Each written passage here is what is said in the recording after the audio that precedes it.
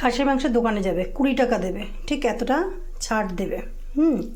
এটাকে দিয়ে ঘুগনি করবে, দেখবে খুব ভালো লাগবে। এটা যখন কষবো না, পুরো মাংসের দলার মতন হয়ে যাবে। যে যা মনে করো করো, কিন্তু এটা দিয়ে ঘুগনি করে খেয়ে দেখো। তাই দেখো, জিরে ফোড়ন দিয়েছি, লঙ্কা ফোড়ন দিয়েছি, তেজপাতা ফোড়ন দিয়েছি। এবার আমি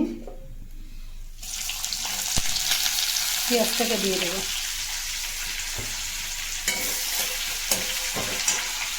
খাসির মাংসের যা দাম, এমনি মাংস দিয়ে ঘুগনি করা যায় না গো।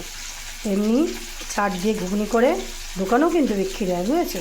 তাই আমিও 20 টাকা দিয়ে ছাট এনে নিলাম। বেশ অনেকটা মাংস মতন হয়েছে, দেখো।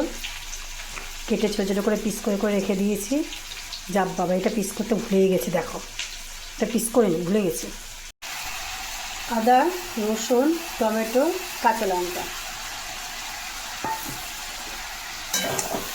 আমি এই ছাটটার মধ্যে দিয়ে দিলাম। দিয়ে দেখো, ঠিক এরকম দলা দলা হয়ে যাবে কষলে, ঠিক আছে? এখনো হলুদ দিইনি, লবণও দিইনি, পরে দেবো একটু। 250 গ্রাম মটর দিলে তোমরা 200 গ্রাম কিমা হচ্ছে 20 টাকা নেয়। কিমা না, সরি, ছাট। ওটা দিয়ে অনায়াসে ঘুগনি করে নিতে পারবে। আর টেস্ট কিন্তু খারাপ হয় না, তোমরা কিন্তু বাজেভাবে নিও না। আমার বন্ধুরা মটনের ছাটগুলো সুন্দরভাবে কষানো হয়ে গেছে। আর এদিকে আমি প্রেশার কুকারে ঘুগনির মটরটাকে আমি দেখো ঠিক গোটা গোটা এরকমভাবে গোটা গোটা রেখেছি।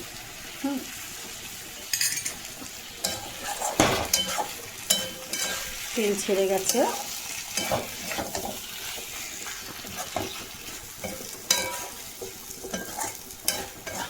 আর একটুখানি কষি তবুও। দেখো, মটরটাকে ঢেলে দিয়েছি। একটু ভরে গেছে ঠিকই, কিন্তু ফুটে উঠলে আস্তে আস্তে আমি আর একটা বাটিতে দিয়ে দেবো। একসাথে ফুটুক।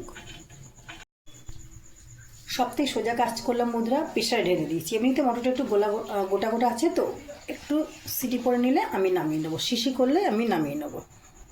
দেখো, এদিকে আমার ঘুগনিটা হয়ে গেছে। আমি একটু কসুরি মেথি দিয়ে দেবো। এদিকে আমার ফুলকো ফুলকো লুচিও হয়ে গেছে, দেখেছো? প্রেশারে দিলে কত তাড়াতাড়ি কাজটা মিটে যায়।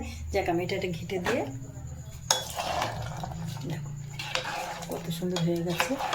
গরম মশলা আমি আগেও দিয়েছিলাম, বাট এখন আরেকটুখানি দিয়ে চাপা দিয়ে রাখবো। আজকের মতন বাই বন্ধুরা, ডিনার নিয়ে